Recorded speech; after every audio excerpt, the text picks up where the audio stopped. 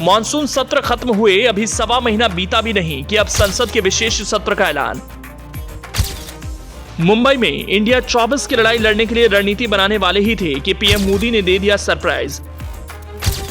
मोदी शाह की सियासत से फिर निकला सरप्राइज फैक्टर। 5 दिनों के विशेष सत्र में 5 मुद्दों पर सस्पेंस।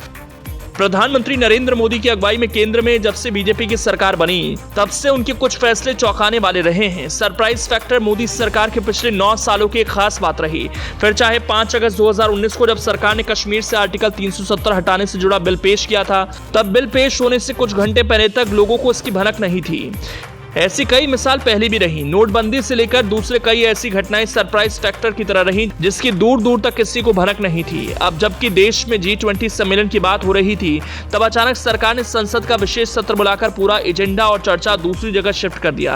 अब तक का जो ट्रेंड रहा है, तमाम अनुमानों के बावजूद मोदी सरकार अपने फैसले के बारे में अंतिम समय तक सरप्राइज बनाने में कई मौकों पर कामयाब रही। ऐसे में इस बार भी इसी तरह से कई तरह के अनुमान लगने शुरू हो गए हैं।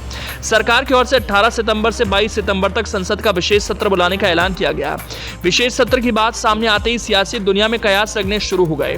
2-3 सप्ताह पहले संसद के मानसून सत्र के बर्बाद हो जाने के बाद सिर्फ सवा महीने के बाद विशेष सत्र बुलाए जाने को लेकर तरह तरह के सवाल और संभावनाएं उठनी शुरू हो गई। तो क्या वजह हो सकती है? विशेष सत्र बुलाने के पीछे मकसद क्या है? चलिए 5 संभावनाओं से आपको वाकिफ कराते हैं।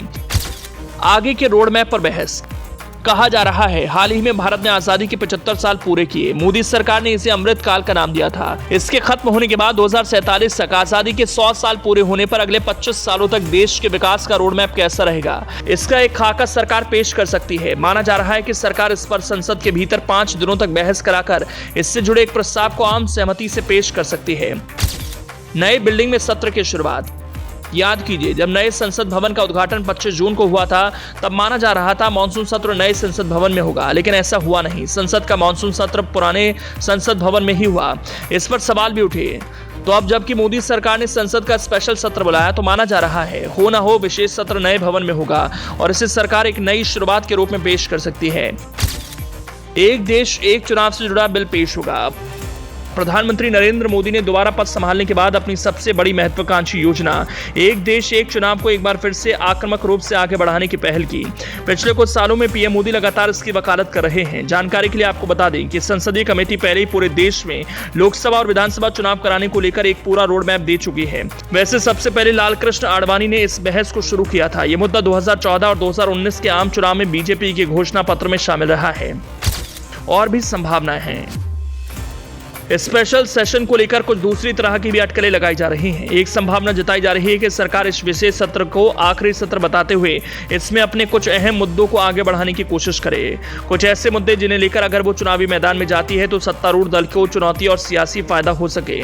इनमें महिला आरक्षण बिल से लेकर सामान्य नागरिक संहिता कानून तक संभव है। एक संभावना यह भी जताई जा रही है कि सरकार समय से पहले लोकसभा चुनाव की सिफारिश कर दे। इसकी आशंका विपक्षी नेता ममता बनर्जी, एम के स्टालिन और नीतीश कुमार जैसे सीनियर नेता पहले ही जता चुके हैं।